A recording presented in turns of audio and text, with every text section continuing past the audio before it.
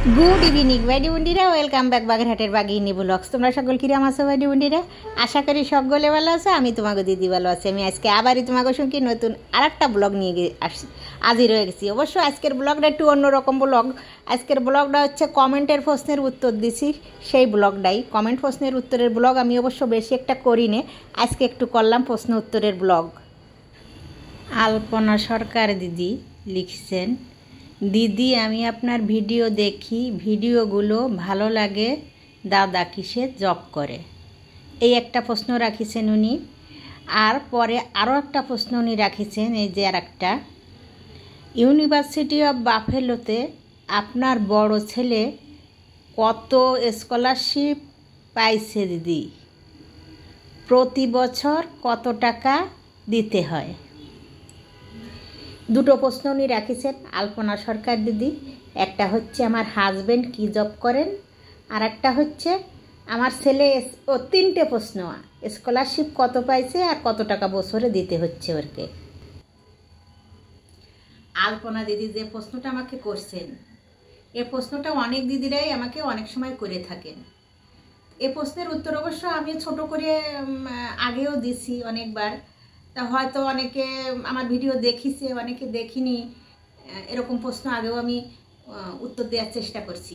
আলপনা দিদি যে প্রশ্ন তিনটে করছেন, ছেলে কত পার্সেন্ট স্কলারশিপ পেয়ে বাফেলোতে গেল এবং বছরে কত করে দিতে হয়, এবং হাজব্যান্ডে কী জব করেন, এটা হচ্ছে তার 1 নম্বর প্রশ্ন। আচ্ছা, আমি 1 নম্বর প্রশ্নের উত্তরটা, দিদির উত্তরটা আমি দিচ্ছি আগেই, সবার জানা হয়ে যাবে। এই কৌতূহলটা অনেকেরই আছে। অনেকেই যারা আমার ভিডিও দেখেন বা যারা আমার রিলস বা ফেসবুক পেজ ফলো করেন, তাদেরও অনেকের প্রশ্ন আছে, দাদা কি জব করেন, মানে কি কাজ করেন সে। আজকের উত্তরে সবাই পেয়ে যাবেন আমার হাজব্যান্ড কি করেন। আমার হাজব্যান্ড ছোটোখাটো একটা ব্যবসা করেন, ক্ষুদ্র ব্যবসায়ী, এক কথায় বলা চলে ক্ষুদ্র ব্যবসায়ী। তা উনি যে ব্যবসাটা করেন, ওই ব্যবসায় আরও 2 জন ওনার সাথে পার্টনার আছেন। একই সাথে তারা 3 জনে একটা প্রতিষ্ঠান দাঁড় করে মানে অফিসটা চালান 3 জনই। তা এই যে 3 জনে তারা অফিসটা চালান, বহু বছর ধরেই চালান। মানে আর কি, তারা ব্যবসা শুরু করছেন বহু বছর হয়ে গেল, 15 বছরের তো হয়ে গেছে, তারও বেশি। যাই হোক, আমার ঠিক আর কি খেয়াল নেই কয় বছরে পড়লো। তা এদের একটা সুবিধা আছে কি, যে সুবিধাটা বাইরের মানুষ এইভাবে পায় কিনা জানি না। যদি কোনো ধরনের কোনো বড় অঙ্কের টাকা কারো লাগে, আমাদের একজন পার্টনার হচ্ছে মহিউদ্দিন মানিক, আর একজন পার্টনার হচ্ছে আয়ুব হোসেন। 2 জন পার্টনার, একজনের বাড়ি হচ্ছে মানিকগঞ্জ আর একজনের বাড়ি হচ্ছে নড়াইল।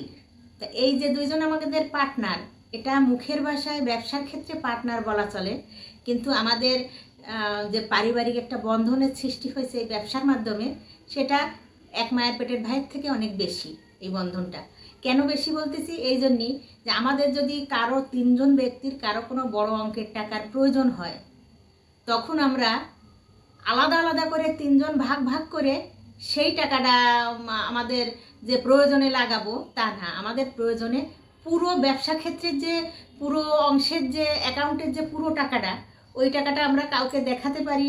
প্রয়োজন বোধে কারো কাজে লাগলে আমরা সেই প্রয়োজন মিটায়, হিসাব নিকাশ পরে বা সব কিছু পরে হয়, সব কিছু পরে লেনদেন করে যার টাকা নেওয়া হয় তারা দিয়ে দেওয়া হয়। এগুলো তো আছেই, এগুলো যেগুলো আর কি প্রসেস, যেগুলো নিয়ম, সেই নিয়ম অনুযায়ী চলে। তবে একজনকে একজন সাহায্য করা টাকার ব্যাপারে, বড় বড় ব্যাপারে, এই সুবিধাগুলো আমরা পাই 3 জনই, বিভাভূষণ, মানিক আর হচ্ছে আয়ুব হোসেন। মহিউদ্দিন মানিক যদি কোনো সমস্যায় পড়ে, তাহলে বিভাভূষণ এবং আয়ুব হোসেন ওনারা 2 জন টাকা সাহায্য করে। আবার বিভাভূষণ যখন টাকার কোনো একটা বড় অঙ্কের দরকার লাগে, ওই সময় আবার মহিউদ্দিন মানিক আর আয়ুব হোসেন তারা সাহায্য করেন, মানে টাকা ব্যাপারে এগোয়ে আসেন তাদের অংশটা নিয়ে।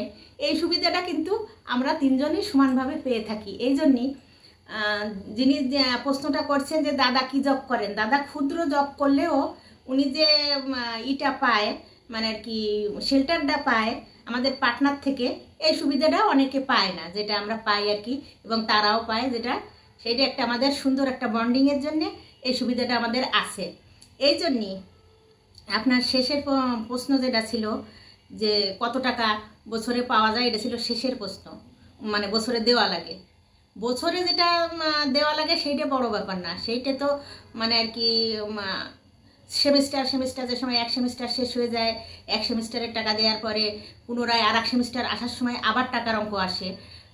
তাতে করে দেখা যায় যে 5 মাস সময় পাওয়া যায় আর কি, একবারে 5 মাস পর পর টাকা দেওয়া লাগে, পুরো 1 বছরে না, 5 মাস পর পর দিতে হয়। কিন্তু যখন কোনো ছাত্রছাত্রী বাইরের দেশে যাবে, যে কোনো উন্নত বাইরের দেশে, প্রথম লাগবে ছাত্রছাত্রীর মেধা দিয়ে যেমন ছাত্রছাত্রী ভালো ইউনিভার্সিটিতে চান্স পাবে এবং স্কলারশিপ স্কোরের দ্বারা আনবে, ঠিক তেমনি বাবার হোক বা যিনি যে ব্যক্তিটা পাঠাবেন বাইরের দেশে, সেই ব্যক্তির মানে কাকা মামা দাদা যে কোনো কেউ পাঠাতে পারে ছাত্রছাত্রী, যে আমি পাঠাচ্ছি, তার আয়ের উৎস কোন জায়গা থেকে তার টাকাটা আসতেছে, সেই টাকাটা সে যে দিচ্ছে, তার যে আয়ের উৎসটা, সেই আয়ের উৎস এবং ব্যাংক অ্যাকাউন্টে পুরো বছরের 1 বছরের খরচ তাদের দেখাতে হবে।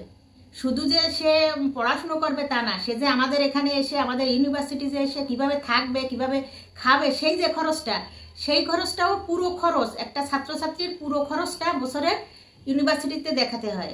তাই ইউনিভার্সিটিতে দেখানোর জন্যে যারা অনেক বড় বড় শিল্পপতি, বড় বড় ব্যবসায়ী বা অনেক টাকার সমস্যা নেই, তাদের কোনো ব্যাপার না।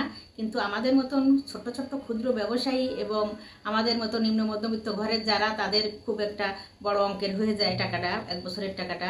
তা আমাদের ওই যে সুবিধাটা বললাম, ওই সুবিধাটা পাওয়া যায়। এই জন্যই আমরা যখন 2 ছেলে যখন গেছে, অস্ট্রেলিয়া ছেলে যখন গেছে তখনও, বড় ছেলে আমেরিকায় যখন গেছে তখনও আমাদের যখন 1 বছরের টাকা দেখাতে হয়েছে, তখন আমরা ওই যে আমাদের পুরো প্রতিষ্ঠানের মানে পুরো আমাদের যে ব্যবসা প্রতিষ্ঠানটা আমাদের 3 জনের, সেই 3 জনের প্রতিষ্ঠানের পুরো টাকার অঙ্কটা আমরা দেখায় দিতে পারছি।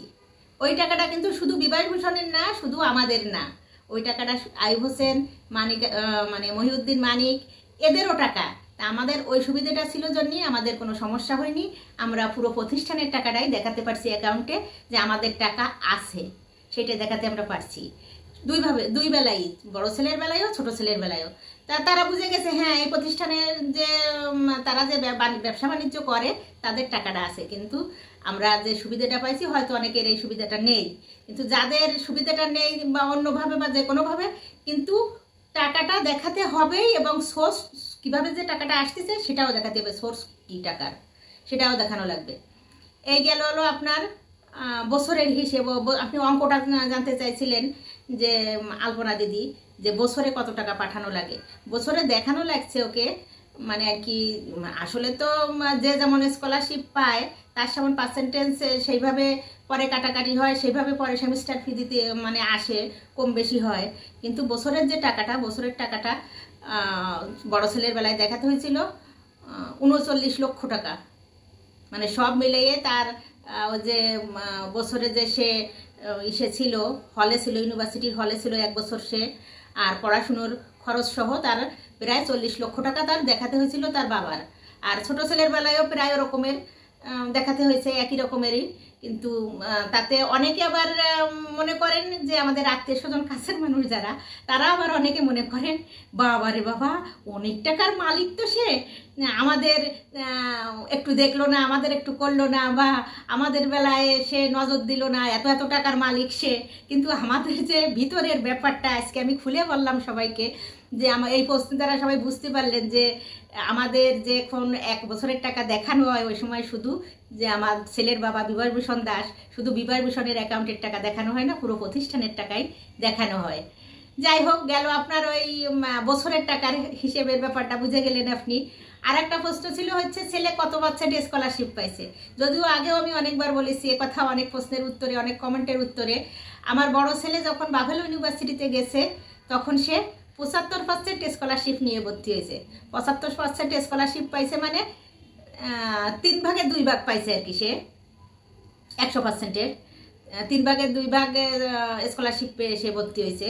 তাতে করেও তার বছরে মানে পড়া শেষ করতে অনেক টাকা খরচ হয়ে গেছে। শুধু যে আমার ছেলের হয় তা না, যে কোনো ছাত্রছাত্রী যারা বিদেশে পড়ায় তাদের পড়াশুনো শেষ করতে যারা স্কলারশিপ পায় তাদেরও কোটি টাকার উপরে চলে যায়, আর যারা স্কলারশিপ মোটে পায় না তাদের তো কয়েক কোটি টাকা লেগে যায়, মানে কোটি কোটি টাকা লেগে যায় সেই ছেলেদের দাঁড় করাতি।